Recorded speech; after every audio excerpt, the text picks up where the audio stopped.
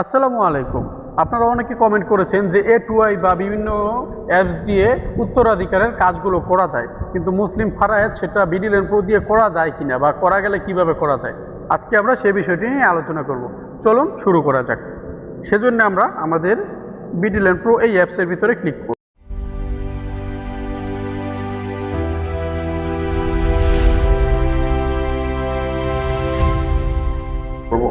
অ্যাপসের ভিতরে ক্লিক করলাম। ক্লিক করার পরে এরকম একটা ইন্টারফেস চলে আসবে। আসার পরে আপনারা যাদের প্রো আছে তাদের এরকম চলে আসবে, যাদের প্রো নাই অবশ্যই আমাদের স্ক্রিনে দেওয়া নাম্বারে আমার সাথে যোগাযোগ করবেন, আপনাদেরকে প্রোটা দেওয়া হবে, নিয়ে নিশ্চিন্তে ব্যবহার করতে পারবেন, সকল ফ্যাসিলিটিগুলো পাবেন।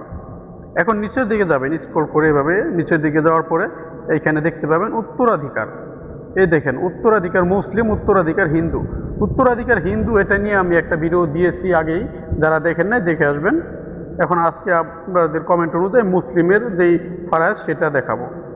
এখন এটাতে আমরা ক্লিক করি, মুসলিম উত্তরাধিকারে ক্লিক করলাম। ক্লিক করার পরে দেখেন এইখানে কিন্তু হিসাবগুলো চলে আসছে। এখন একটা বিষয়টা হচ্ছে আপনার ফারাজ কি সেটা বুঝতে হবে। ফারাজ মূলত হচ্ছে আপনার যে মারা গেছে তার সম্পত্তি কে কে পাবে সবাইকে বুঝিয়ে দেওয়া, এটা হচ্ছে ফারাজ, মানে কে কে অংশীদার আছে তাদেরকে দেওয়া। মৃত ব্যক্তির হিসাব হয়, ফারাজ হয়। আচ্ছা, এখন এইখানে দেখেন কয়েকটা টুলস আছে, যে ক্যালকুলেটর, এটার থাকা অবস্থায় আমরা হিসাবটা করতে পারবো। বন্টন পদ্ধতি, বিস্তারিত এই জিনিসগুলো আমরা একটা একটা দেখবো। দেখি বন্টন পদ্ধতিতে যে কোরআনের যে আইনগুলো আছে কিভাবে করতে হয় এইখানে সব লেখা আছে। আচ্ছা, তারপরে যে বিস্তারিত যে আইকনটা আছে এটার ভিতরে যদি আমরা ক্লিক করি, এটাতে ক্লিক করলে ওই বন্টনের যে নিয়ম কানুনগুলো আছে ফারাজের, সেই বিষয়গুলো এখানে দেওয়া আছে। এগুলো যদি পড়ে শোনাতে যায় তাহলে অনেক লং হয়ে যাবে ভিডিও, আধা ঘন্টা 1 ঘন্টা চলে যাবে। আপনারা এই বিষয়গুলো পড়ে নেবেন, পড়লে অনেক জ্ঞান বাড়বে, তারপর আপনারা জিনিসগুলো বুঝতে পারবেন, সকল বিষয়গুলো অবগত হতে পারবেন। আচ্ছা, এখন আমরা প্রথম যে বিষয়টা ক্যালকুলেটর, এটা নিয়ে কাজ করব। এটার কাজটা যেটা হবে, এই কাজের বিস্তারিতগুলোই হচ্ছে আপনার এইখানে, মানে কাজটা কিভাবে হলো। এখন অনেকের প্রশ্ন থাকতে পারে যে আমরা হিসাব করার পরে যে ভাই পাইলো 5%, মাই পাইলো 6% বা বোন পাইলো এত শতাংশ, তাহলে কিভাবে হইল? কিভাবে উত্তরটা হচ্ছে এই বিস্তারিতর ভিতরে হচ্ছে কিভাবে পাইলো সেটার উত্তর। আচ্ছা, এখন ধরেন একজন পুরুষ মারা গেছে মারা যাওয়া অবস্থায় সে একটা স্ত্রী রেখে গেছে, এই যে স্ত্রী। তাহলে এখানে যে প্লাসে ক্লিক করবো, একজন স্ত্রী। যদি 2 জন হয় আবার প্লাসে ক্লিক করলে 2 জন হয়ে যাবে। আচ্ছা, আমরা মাইনাস করে দিলাম 1 জন। ধরেন এখানে একজন স্ত্রী রেখে গেছে এবং পুত্র হচ্ছে ধরেন 2 জন। তাহলে যে পুত্র আছে, যে পুত্র লেখা, এই পুত্রের এইখানে এই যে প্লাস আছে, প্লাসে আমরা 2 বানিয়ে দেবো, ক্লিক করে 2 বানিয়ে দিলাম। এখন ধরেন কন্যা আছে ধরেন 1 জন।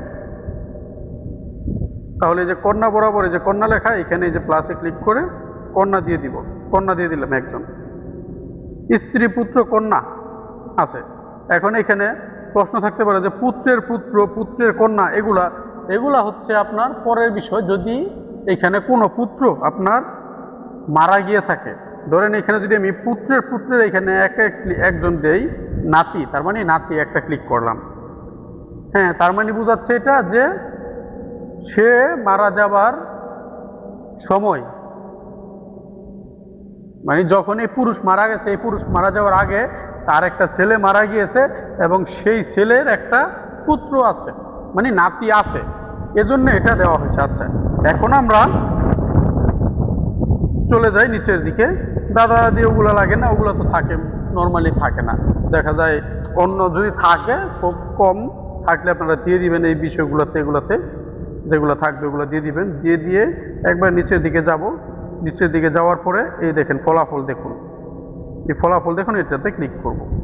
কিন্তু ক্লিক করার আগে এখানে আমাদের জমির পরিমাণ দিতে হবে। এই যে জমির পরিমাণ ধরেন 30 শতক জমি।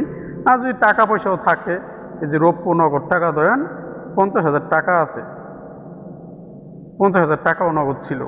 আচ্ছা, এখন ফলাফলে যদি ক্লিক করি আমরা, এই যে ফলাফল, এটাতে ক্লিক করলাম। ক্লিক করার পরে দেখেন আমাদের এখানে কিন্তু ফলাফলটা চলে এসেছে। এখন এইখানে দেখেন এই যে কে কতটুকু পাবে, স্ত্রী বরাবর এই যে লেখা আছে কত পার্সেন্ট, কত জমির পরিমাণ, টাকা কত, পুত্র কত পাবে, তারপরে দ্বিতীয় পুত্র কত পাবে, কন্যা কত পাবে, এগুলো সব লেখা আছে। ঠিক আছে, এখানে কিন্তু চলে আসছে। তারপরও আপনারা এইখানে কিন্তু নিচে নিয়মগুলো লেখা আছে, হিসাবের ধাপ, কে কোন হিসেবে পাইলো দেখেন লেখা আছে। এখন ওই যে পুত্রের পুত্র লিখেছিলাম সেটা এখানে ক্যাটাগরিতে হয়তো পড়ে নাই, সেজন্য আসে নাই। সেটা রিচার্জ করে আমাদের আরও দেখতে হবে যে কেন আসে নাই, বা ওইটা যদি হয় ওইটা ওই আলাদা যে হিসাব আছে এই হিসাবে আসবে, ওইটা আমাদের বুঝে নিতে হবে।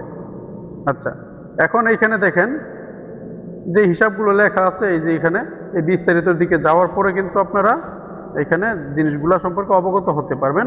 এখানে মূলত আমি দেওয়া হচ্ছে আপনার যে কে পাবে বা হিসাবটা কিভাবে করতে হবে, এই যে টুলসের কাজটা আপনাদেরকে দেখানো।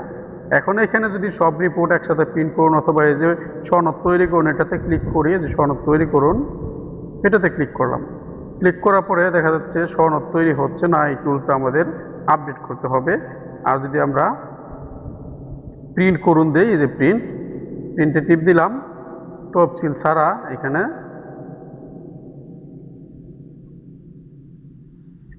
দেখেন আমাদের কিন্তু এখানে প্রিন্ট চলে আসছে। এই যে এখন আমরা পিডিএফ দিব, এই যে পিডিএফ লেখা, এই পিডিএফ এর উপরে ক্লিক করলে আমাদের এটা সেভ হয়ে যাবে পিডিএফ হিসেবে।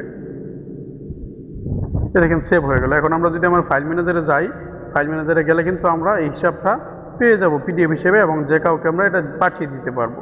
আশা করি আপনারা বুঝতে পেরেছেন। তারপরেও বুঝতে কোনো প্রবলেম হলে অবশ্যই আমাদের স্ক্রিনে দেওয়া নাম্বারে যোগাযোগ করবেন। আর যারা প্রিমিয়াম ভার্সনটি নিতে চান অবশ্যই আমার সাথে যোগাযোগ করে নিতে পারেন, তখন সকল ফ্যাসিলিটিগুলো পাবেন। ভালো থাকবেন সবাই, আল্লাহ হাফেজ, আসসালামু আলাইকুম।